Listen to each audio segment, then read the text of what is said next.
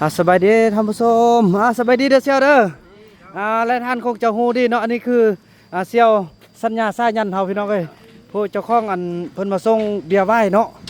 ก็ได้ว่าขอบอกขอบใจที่ว่าเซียวได้นำพาทางพระอาจารย์เนาะเพิ่นได้เดินทางมาฮอดคือพระอาจารย์ทองคูณเนาะทองคูณศรีประเสริฐที่ว่าได้เดินทางมาแต่วัดบ้านดอนเมืองปากหลายแขวงสัญญาบุรีเฮาพี่น้องเอ้ยเนาะก็ถือว่าตอนนี้มาฮอดมาถึงกันแล้วหมดระบบเครื่องน่ะนั่นเด้อไอ้นู่นไปกันละไอ้นู่นเอิ้นไอ้คุณเด้ไอ้นู่นไอ้คุณไอ้คุณไปเครื่องช่วยกันไว้นู่นมาเอาบอกส่งคุกมาเลยส่งอ่ะพี่น้องเนาะก็ถือว่ามื้อนี้ก็ดีใจทางพระอาจารย์เพิ่นก็เดี๋ยวมีเครื่องอันสิมีอย่างเดียวเฮาไปเบิ่งกันเนาะตอนนี้ทางเคยไล่แล้วก็จะให้เขาต้องเรื่องเฮาไปค้นกันก่อนเนาะมาทำหน่อยมาคนเครื่องใส่กันไหมไว้ลงมาแล้วน้องเงินนะน้องโดยเมื่อวันที่17เดือนเสี่ยวมาย่ำเลยคือได้มอบโครงการมอบโครงการลอยเลยมันมาพูดเอาอยู่รถไปพูดไปไอ้ช่วงเลย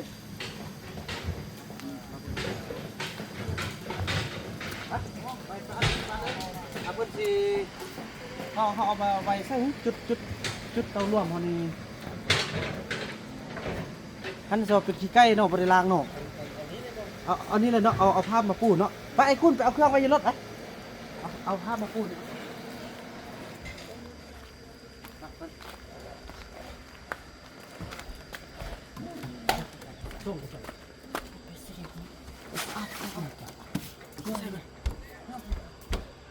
บ่เห็นนี่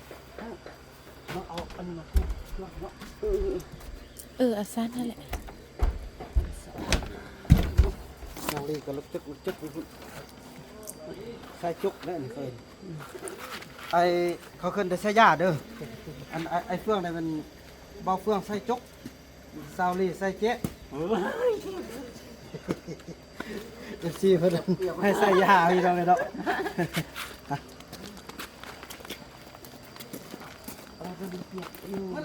นี่ใส่นี่คุณเอากระดานทับแบบขึ้นไปเถอะเอาตีเหือนได้เอาตู้เขาปานเหือนลงมาเลยเอาบ้าง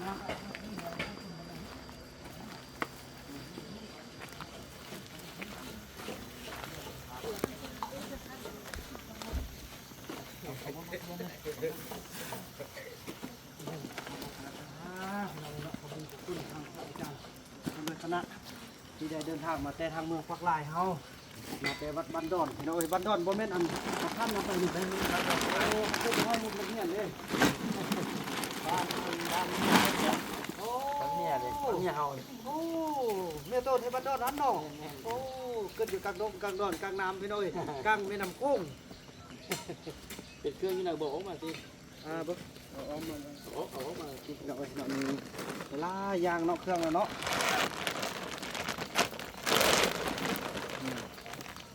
มันหรอวะโอ้มีถ้วยมีบ่วงมีจอกมีคุ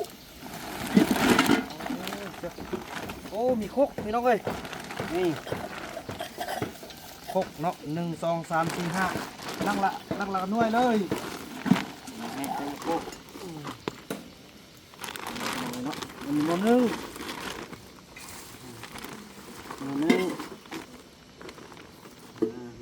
5 หน่วย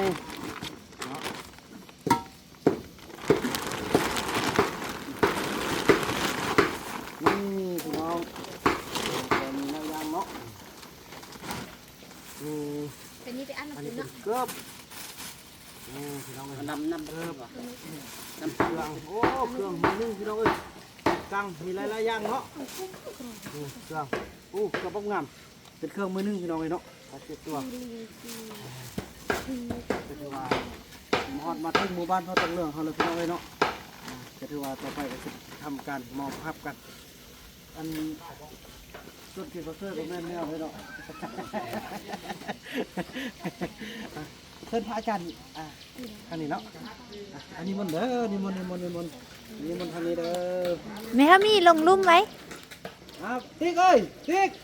มายืนคนมอบเครื่องไว้มาปั้นเอาเครื่องไว้คนใดมาอะไรเครื่องใด กวางแม่มีลงลุ่มได้แล้วยืนอยู่เพิ่น ลงมาเลยเด็กน้อยมัน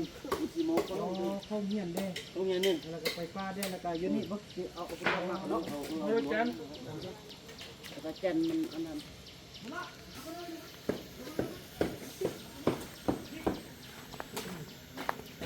เฮ้ลงไว้ฮะไว้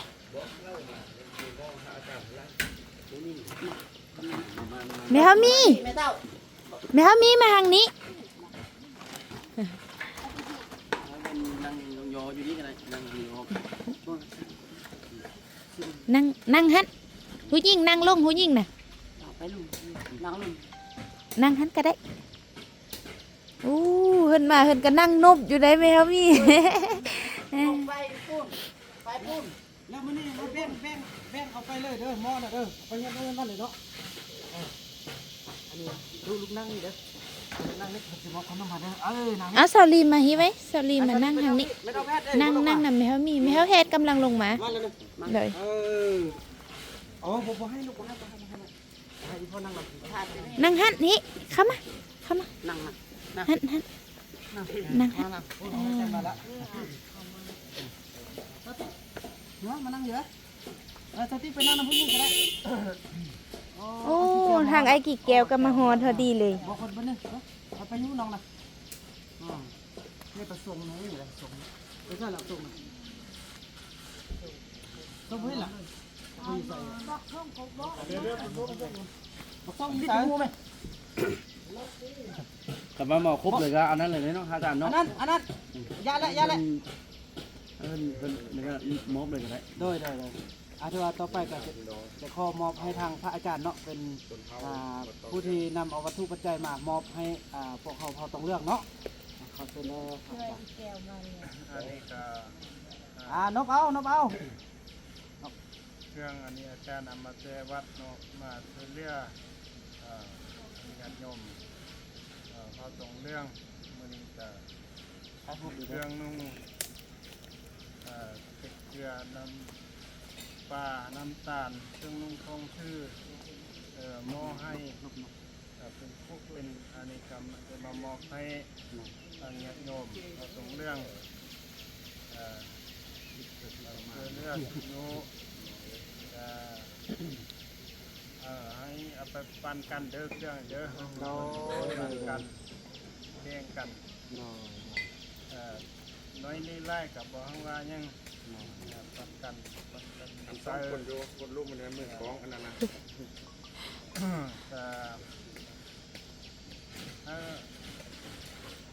นั่นทักแข่งกันแล้วก็บางแง่งกันเนี่ยนี่พระบ้างมีเครื่องไล่อาจารย์เสียมาให้อีก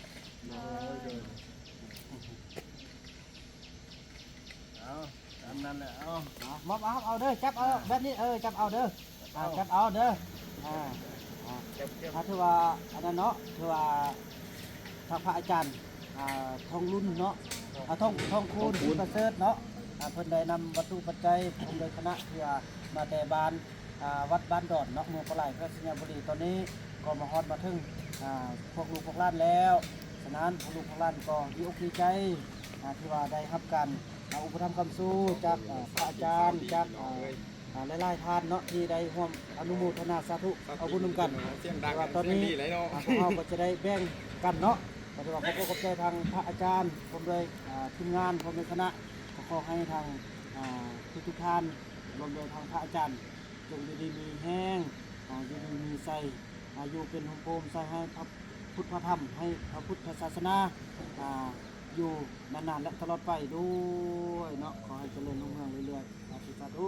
สวัสดีต่อไปลูกหลานก็จะขออนุญาตแบกกันเลยเนาะแบกเอาอันนี้เด้ออันนี้เอาไปมอนึงเอาไปคนละเฮือนเด้อคนละอันเด้ออันนี้โอ้นี่ยังขนมเนาะทางพระอาจารย์ปฏิมอบให้ทางเด็กน้อยเราผู้เฒ่าเนาะเพิ่งจะกินเนาะ เอาเต็มนกเด้อลูกเด้อเอาขอบใจให้นะจะได้ลูกขอบใจให้จะได้นกโอ้ยถู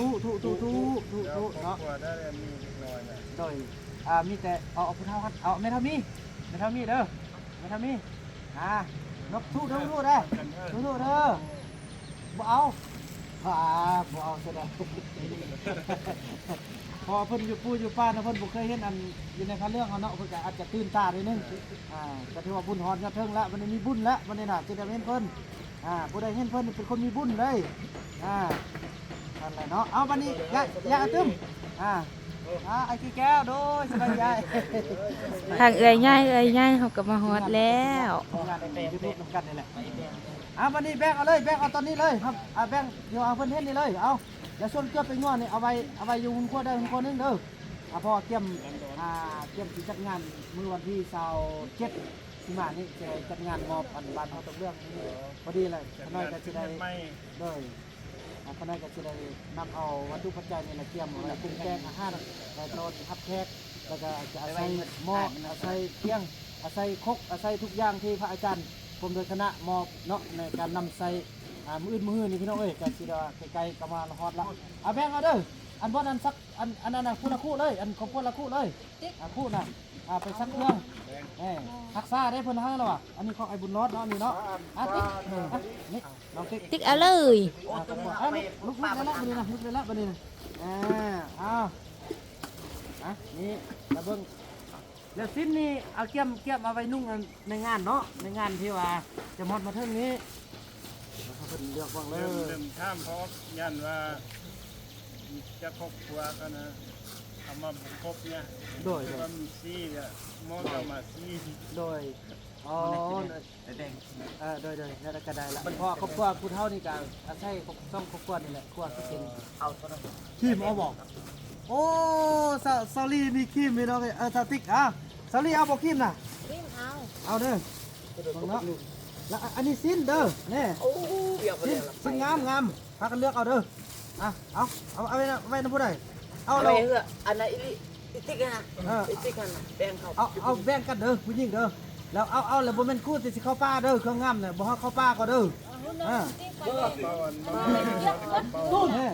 กระเป๋าผู้ใดสิเอากระเป๋านี่น่ะผู้ใดสิเอาน้องเอาแม่นี่เอาไว้มาเอาตัวนี้เอาไว้คนสร้างเอาตัวนี้ไว้นะอันนี้มันถ้วยบ่วงแม่ครกเอาครกนี่เด้อครกนี่ผู้ละอันเด้อโอเคมี5โดยด้วยบ่โดยนั่นแหละเอาเด้อเอาไปเท่ามีไม่เท่ามีอันนี้ตำเจียวปลุกนี่น่ะตะกี้ถือว่าตะกี้นี่ตำโดยไม่สร้างเนาะรถนะครับเราขอปะนี่นะ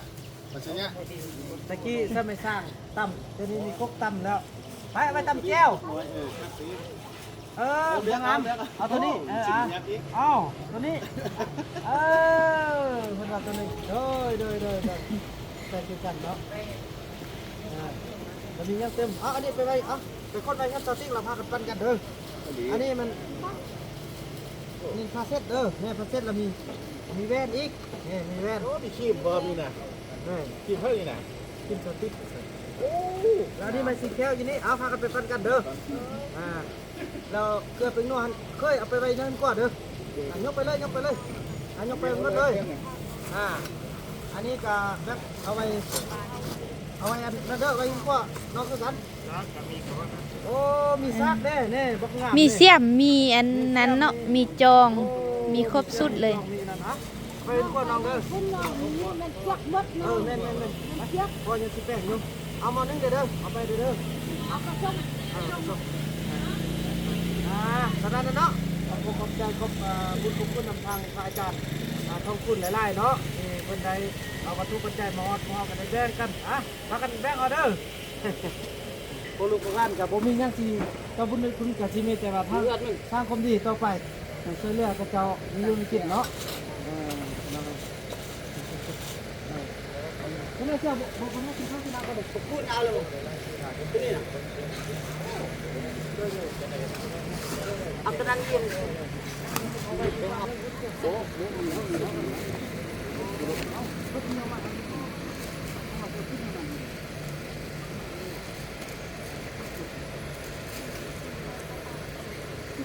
จะไปแล้วลืมว่า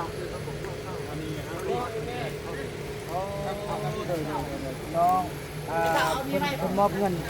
เป็นใบชาวบาทหมดเนาะ1 2 3 4 5 6 7 8 9 10 11 12 13 14 15 16 17 18 19 20 400 บาทพี่น้องเอ้ยเนาะ400 บาทพี่น้องเอ้ยเนาะให้ไปมอบให้ทางพี่น้องเขาต้องเลือกเขาเนาะแต่ขอบคุณนะพระอาจารย์ที่ที่มอบเงินจำนวน400 บาทเนาะอาจจะเป็นควันโอ้เสื้อผ้าควันที่ใส่ผ้าควันบานขึ้นมือขึ้นเงินบานเลยมือขึ้นเงินไม่เพิ่นเนาะแล้วก็เลือกเจ้าหน้าแล้วก็จะมาแบ่งเจ้าเนาะเรื่องแบ่งกับบางเทื่อก็อาจจะเป็นการที่ว่าเป็นคำคูณกระเป๋าเขาเจ้าเนาะ เอาเสื้อไฟมันแขนท่านใส่ เป็นเงินคูณซะอันนี้ชาวบ้านชาวไร่ชาวเอาเนาะไล่ก็ขึ้นงามแล้วเด้ นะขึ้นมาอีก โดยขน้อยกับผมมีหยังตอนซ้ำจังซี่แหละอันใดก็กำลังปลุกระดมคนกล้วยจังซี่แหละ จะเป็นยี่แก้วเอายันเบาแล้วมาเห็น นี่แหละนี่คือคนป้าแท้ๆนี่แหละที่ว่าอยู่ในป้าแท้ๆนี่แหละหากออกมาอยู่นี่ก็ได้มาอยู่บนนี้ก็ได้ประมาณพอดีปีไปพอดีปีไปปีบ่ฮอดเดือนซ้ำนี่พอมาวันที่9 เดือน 6เลยเป็นวันเกิดของบ่าวน้ำปีกายนี่พี่น้องเนาะแต่ว่ามื้อนี้ก็คุมหอบไก่อยู่ภายในเดือน 6แล้วพอดีคุมหอบ1 ปีกว่าบ่ฮอดเดือนกัน ลูกคุณจับขึ้นกันมาบ่จับขึ้นจับขึ้น พับไปเลยโอ้ไอ้ส้มกับบุเห็นสำเนาะใช่ส้มก็ได้ เดินพวกอยู่หันเฮ็ดยังน่ะ อันเฮ็ดน้องปลาแบบเขาพะยางปูนะเป็นน้องปลาของเซใกล้เพิ่นน่ะเจ้าพะยางปูน่ะพ่อยน้ำนะเจ้า ไก่ก็ไล่เนาะมาให้แล้วบ่มีไก่เนาะ แน่นแหละ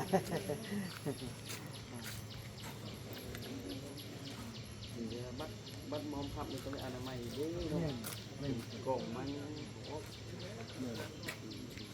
พาไปเที่ยวมาเลยนะ พอดีเฮ้ยบ่มีเจ็ดนึง โดย ทางบ่ได้มาทางเพิ่งน่ะ บ่ทันมีแบบว่าเพิ่มมา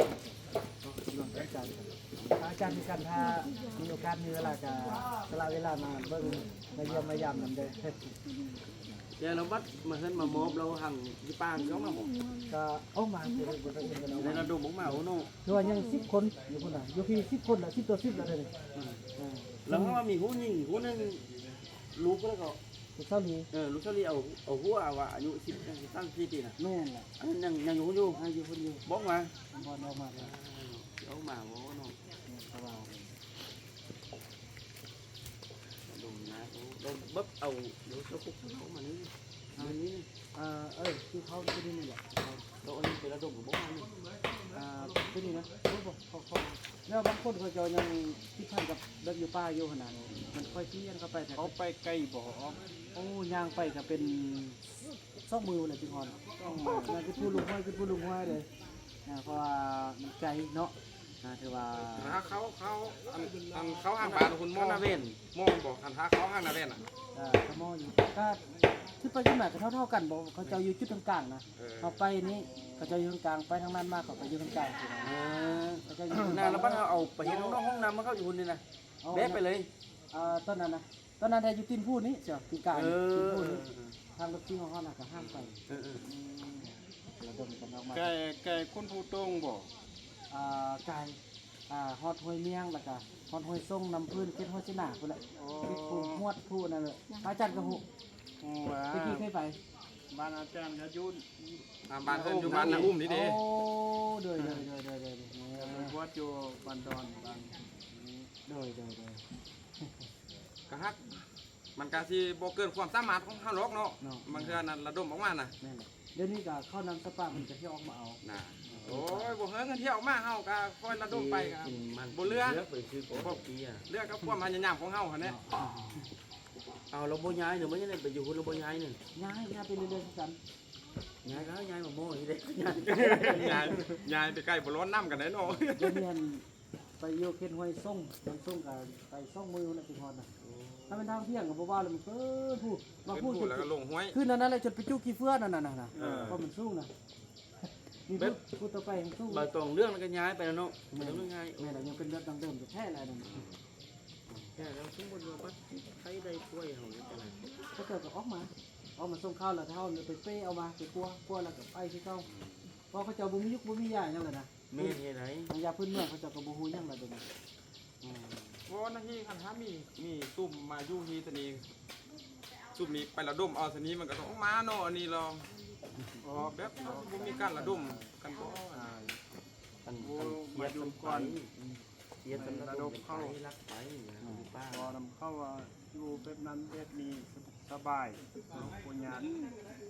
ใครได้ป่วยก็มีอยากกิน แบบเอาง่ายคือเราซุ่งคือว่าอันเราซุ่งตอนเราซุ่งเบากันได้ง่ายคือเราซุ่งไข่เด้เนาะ เป็นข้าวที่เรียกเป็นข้าวอาจจะโอ้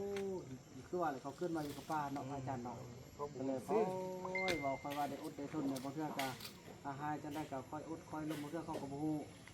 คือว่าคือเฮาขึ้นอยู่เมืองแล้วจะเฮาใช้ชีวิตในป่าบางเทื่อก็บ่ฮู้เขาจะมาอยู่กับเฮาบางเทื่อเขาก็อาจบ่ฮู้ค่อยเปลี่ยนค่อยปรับค่อยแลกเปลี่ยนกันนั่นแหละน่าจะได้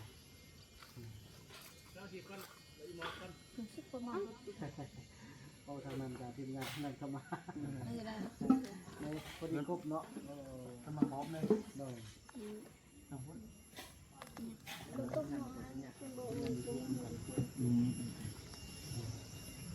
ตอนนี้หั่นให้เข้าหั่นเขาเซอร์เป็นโทรศัพท์เซอร์ไปยกตู้เย็นเซอร์ แม่ อันนี้ไปเอาโน่เจ้าแล้วหน้าผมไม่นั่นเขาเฮาไว้สิ อยู่ลุ่มพุ่นอยู่ลุ่ม แล้วขับรถขับล่างเป็นอย่างนี้ครับรถให้แล้วไม่น่าเป็นอย่างนี้ ก็เป็นลูกซิ่งคือบอลนุ่นเป็นมีแค่ผู้เดียวขับรถเป็น มีเดียวบัตรต่อหน้าไปเกิดลูกเกิดเตาก็ปุ๊บไปเป็นอนุรักษ์เป็นบ้านคนเท่าเลยว่าโน่มันหนีนะโน่ก็ต้องมันก็พระอาจารย์เอามุมสักกันสิ เด็กที่กันนี่แต่ จะได้สังเกต พอที่ข้อเรายานไฟนะเวลาทางไฟ เทิบไล่แล้วมักซด แม่ เทิบ จะได้แก้ไขในตอนปีหน้าในกันร่วงคือว่าร่วงตัวนี้เหมือนกัน ซี่ผมเนี่ย จะสั่งกะซี่ก็ได้เนาะ เอามาเปลี่ยนก็ต้องไปห้ามเบิ่งผู้อยู่เนาะคันว่าผู้อยู่มักย้าคือเก่าต้องแล้วย้าเนาะสมมุตินะ แม่นเลย สมมุติว่าเอาตั้งกะที่มาเปลี่ยนแล้วกันนี่เข้าไปเลย พรเลยเนาะ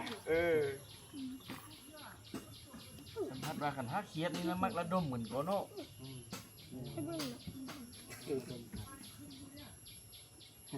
เรียกว่าจิตหนึ่งจะเดียวกันเด้ แล้ว แล้วมาคันมาไปแล้ว การ ไป เต้น กัน ครบเต้นกินวันนี้จะเต้นผู้เดียวอยู่เนี่ย เดี๋ยวนี้เช่นได้แต่ว่าเดี๋ยวนี้เอาคนทางนอกมาช่วยเนาะคือพวกซาลีสีเพื่อนให้งานที่เราเอามาจ้างมาเอากะครัวช่วยกันแล้วก็มีบ่นู่นบ่ขึ้นกับครัวเป็นแล้วก็ช่วยกันแต่ผู้หญิงบ่เป็นยังเลยผู้หญิงน่ะนั่งกินอย่างเดียวผู้หญิงน่ะ แล้วเขาบอกนี่เพื่อนผู้ฟังหนึ่ง ก็ฟังแดงไปเลยก็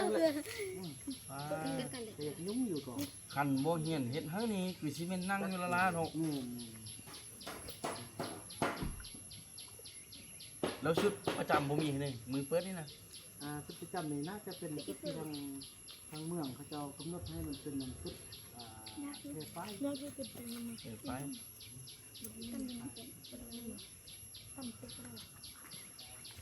จะซีงามอยู่เนาะ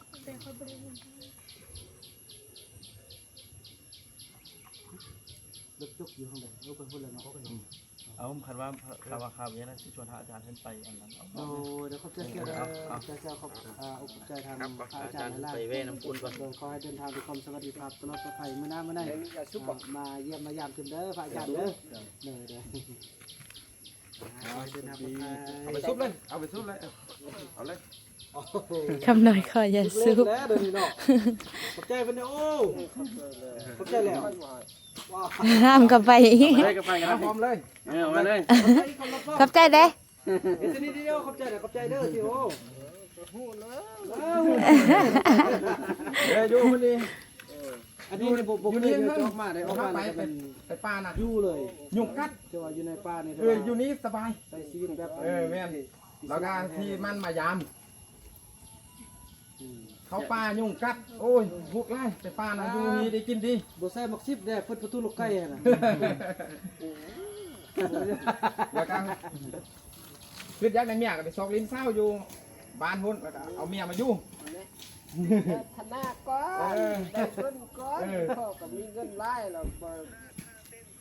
ได้เงินไล่ก้อนอย่างไป สุ่มเศร้าอยู่บ้านพุ่นแล้วก็เอาเศร้ามาเลย มาเลย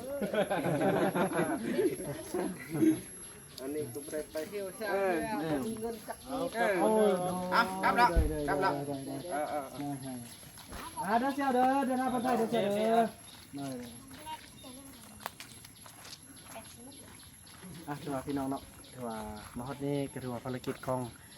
ได้เฮาได้ครับจากการช่วยเหลือจากพระอาจารย์ทองคูณเนาะชีประเสริฐที่ได้เดินทางมาแต่เมืองปากไหลโดยเฉพาะก็คือวัดบ้านดอนเนาะเมืองปากไหลแพร่สยามบุรีก็ถือว่าสำเร็จเสร็จสิ้นกันเป็นที่เรียบร้อยพี่น้องเนาะถือว่าขอบุญขอบคุณนำพระอาจารย์หลายๆเนาะอันนี้เพิ่นมอบเป็นเงินคนทุ่งให้ทาง